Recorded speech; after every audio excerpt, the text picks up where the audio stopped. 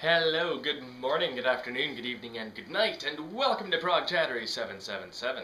We are chatting Rush, and we've made it to Grace Under Pressure, their 10th studio album released in 1984. So they're well into the 80s at this point, but that is by no means a bad thing. In fact, Grace Under Pressure is one of my favorite Rush albums, actually, on the whole. It's a great album. It's definitely my favorite of the 80s output, because it just rocks, it is a high energy, heavy rocking album, which is exactly what you expect when you listen to Rush. And a lot of that has to do with Alex Lifeson. I think this album achieves a much better balance between the three members. Alex Lifeson is much more consistent on this album. If we go back to Signals, the previous album, it's a great album, don't get me wrong. It does a great job to establish their 80s trajectory. It really introduces the synthesizers as, an integral part of the compositions. Geddy was writing with the synths, so, the synth parts are very much embedded into the songs. And although Lifeson has a lot of really great moments on Signals, there are times where, it feels like the synths and the guitar are kind of equal. So you get Geddy doing bass and synths, and that kind of owns the composition, and then Lifeson's kind of supporting that. Whereas on this album, Grace Under Pressure, I think the synths do more to support Alex Lifeson. So he has a much bigger role, and that's what contributes to a more equal sharing of musical responsibility between the three members. And that's what helps this album out. And it also means it's going to rock more because Alex he's a hard rock guitar player after all. He's still using the cleaner tones. There's still effects like chorus, and there's reverbs and weird stuff like that. So it's not that heavy crunching tone. But it's still that classic Lifeson style, which is fantastic. If anything could be said on this album, if there's one thing that feels a little absent, not totally absent, is Geddy's bass playing. It doesn't have quite as many, classic bass riffs on the whole as certain other albums. And I think that's just because, Geddy was so into the synths at the time, which is cool. But it still retains a lot of the ethics, or musical ethics, I guess from Signals, and that it is a very textured sound, and there are still lots of sequencers on the album, lots of synthesizers and whatnot, and they are still integral to the compositions. But like I said, it's Alex's moment. Lyrically, this album is very dark. It might be Rush's bleakest album as far as lyrics are concerned. Lots of dark vibes, lots of Cold War vibes. There's a lot of political tension that you kind of sense on this album, which is interesting. And that dates the album a little bit. It's certainly an album of its time, but all albums are albums of their time, really. And I don't think that particularly hurts it. It still sounds, it doesn't sound as dated as certain other 80s bands. It doesn't sound as dated as Genesis albums from the same time. Which is interesting. But there are still lots of those key synth patches that you're used to hearing. The other thing is the drumming. Neil Peart was experimenting with the electronic Simmons drums. So whole new array of sounds coming from Peart, and I think he contributes to that textured, layered vibe on this album. It's the patterns that he started playing with all these new sounds he was getting from the electronic pads. And he's not quite so much doing the. It's more about this kind of polyrhythmic style where he's using all these different sounds to create a very textured drum pattern. And there's a few moments on this album that really showcase that, which is really, really cool. And again, that gives the music that layered feeling, and it still lets Alex rock it. That's the runaway story with this album, evidently. But yeah, without any further ado, we'll take a look at the tracks. It opens with Distant Early Warning. Now this is actually one of my favorite Rush songs, actually. I think it's a really strong track. Love that synthesizer, that weird sound effect that opens it up. And opens into a kind of laid-back groove. I get some of that subtle reggae influence, that Police influence is there. And it's one of the great bass playing moments on the album is right at the very start. I love that bass line.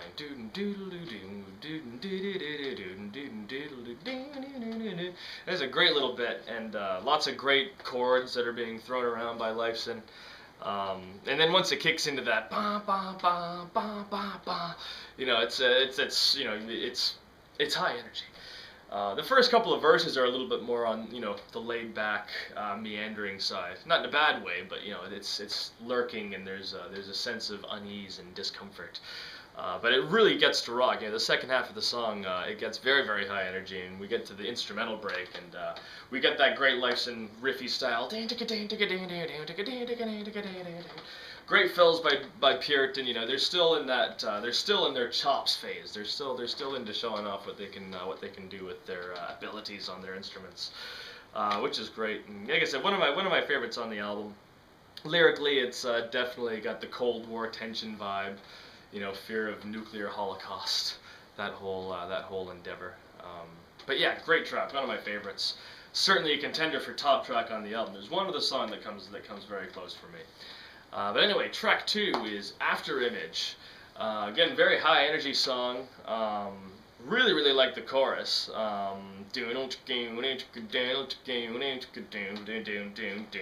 We hear that sort of, you know, textured thing with the synthesizers being integral to the compositions, but Alex is still doing the riff.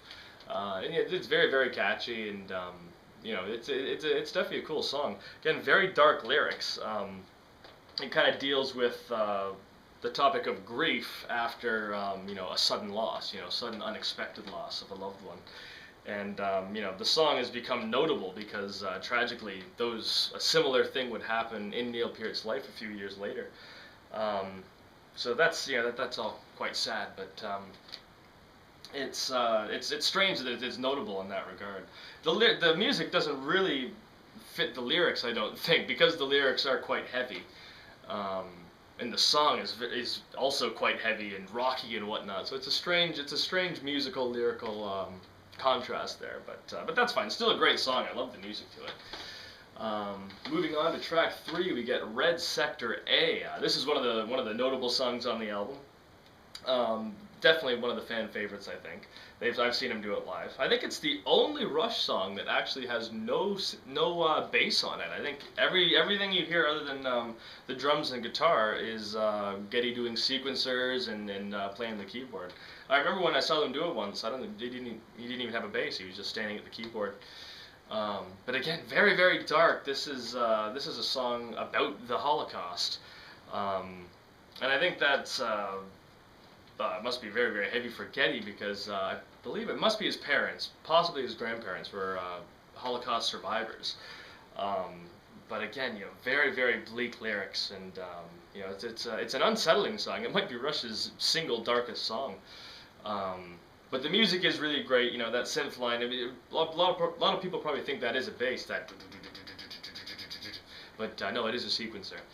But the music does a very great job at conveying that sense of urgency, and you know, the chords are very dramatic that Lifeson's playing, and it's got a very stark middle section where everything kind of backs out, and there's a lot of space in the music, and then it builds up again. But yeah, it is a very, very good song, very heavy song, you know, emotionally heavy type song. Then we get to track 4, The Enemy Within. This is part 1 of the Fear trilogy, which of course was released in reverse, Witch Hunt being part 3, The Weapon being part 2, and Enemy Within being part 1.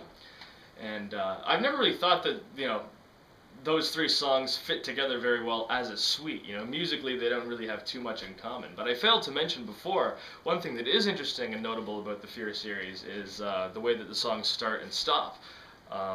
The Enemy Within starts, you know, right off the bat, and it fades out. The Weapon fades in and fades out, and then Witch Hunt fades in and has a definitive ending. But I guess they never really bothered to write siegs between the 3 parts. But that's cool. Like I said, I like all the songs in the Fear trilogy. And Enemy Within is a great song. This is the closest the closest Rush ever came to doing straight up ska music, I think. And another great bass moment actually for Geddy. One of those moments on the album. Love the bass line.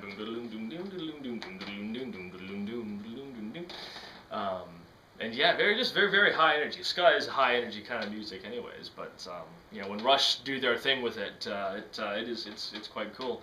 Really like the chorus. Very strong, very catchy.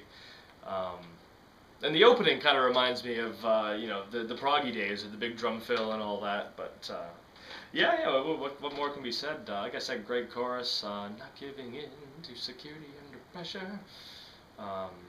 It's got a cool middle section as well. It's a solid song. What more can be said? We flip the side over. We go to side 2, and it opens with The Body Electric. This is the other song on the album, which is a contender for my favorite. I really like Body Electric. Again, another one of my favorite Rush songs, actually.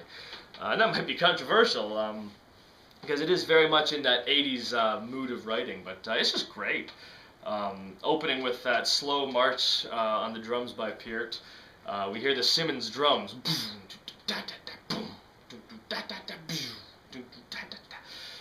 Which is really cool. I love the bass line, doodle doodle doo doo, and the chords that make up that whole intro is it's a great little setup, and you know, the slow lurching part that becomes the chorus, and it's just, yeah, great intro. I like how it starts out slow and brooding, and eventually, you know, it works its way into you know, classic high energy, you know, rocker, which is great. I love the melody in the verse too. You know, that first moment. You know, one humanoid escaping. That's always done something for me. It's a great little bit. Fantastic guitar solo as well. That middle section. I love how the solo starts out with that raw thrashy style. It's a good long solo as well. And I love the rhythmic variations that Peart throws into that first march. It comes back a few times, and you know, he plays around with the beat and, you know, messes the accents around a little bit. So I love all that kind of stuff. It's a classic track. Definitely one of the best on the album for me. Moving on to track 6, Kid Gloves. This is the one that I always forget about, but it is a great song. It has the you know, we feel the trio vibe of Rush. You know, you feel that power trio. Again, Lifeson is so present. He does a great job with the riff, and the synths are still there. But yeah, just a, you know, balls to the wall, high energy rock song. And yeah, again, it's not one of those like forgotten classics like Different Strings or Losing It, but you know, it's always a pleasant surprise when I throw the record on. Great song, probably the rockiest on the album, the most straight-ahead rock song. And then we go on to track 7, Red Lenses. Another one of my favorites. I really like this song.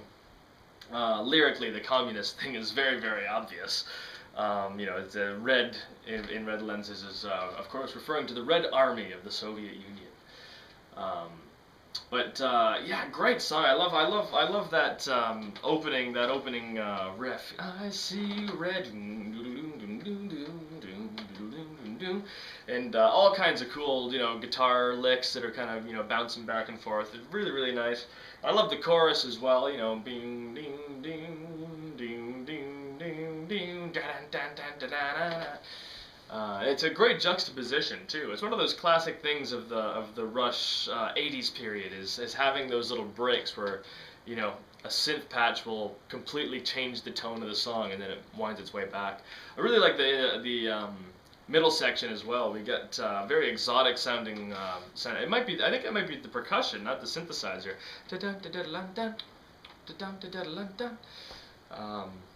Yeah, I'm not really too sure whether that's a Simmons pad or if it's a synthesizer that does that. But I really like that section. You know, when it gets dynamic and that, like I said, that exotic little melody pops up, and the big synths, bum bum bum ba da da. It's a great build up.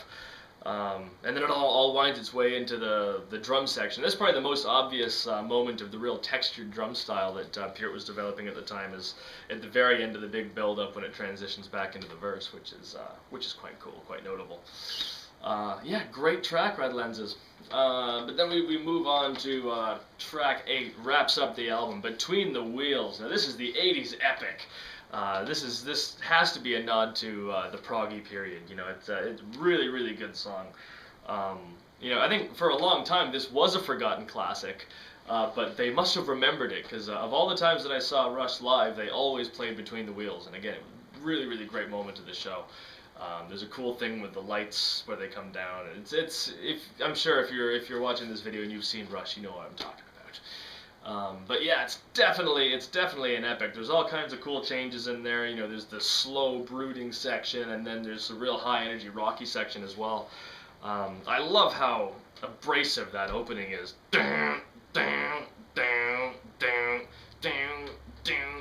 And there's a cool little rhythmic trick there. You know, you hear it, you're not sure if it's on the downbeat or the upbeat, and evidently it's on the upbeat when the groove finally kicks in. But that's a great Lifeson moment too. Those low bent notes. That's a top Lifeson moment for me. I really like his guitar playing in those sections. And like I said, there's all kinds of cool timing changes. You know, it's very dark, very menacing, the whole thing. Again, Cold War inspired kind of lyrics. I love that moment, you know, when it goes from the fast part to the slow part, you know, another lost generation, really great. And another fantastic Lifeson guitar solo on this song too. Again, they give him a nice long time. He's got a long solo where he can really play around with expressions and whatnot. So great track, and the ending is also really great. You know, that whole slow lurching part almost kind of falls apart. They just let it keep going, and yeah, it's fantastic. Great moment. And that wraps up the album. You know, like I said, it is one of my favorite Rush albums on the whole, and definitely my favorite of the '80s output. You know, for me, there's not a weak song on this album. There's really not much they can improve upon. Although they did take the synthesizer stuff to a new extreme with the next album, Power Windows, which is what I'll be talking about next in the Rush series. So yeah, thank you very much for watching. As per usual, if you enjoyed the content, please subscribe and like and comment and all the rest of that fun stuff. And stay tuned for more. As I said, I'll be talking about Power Windows in the next Rush chat, so you'll see me then.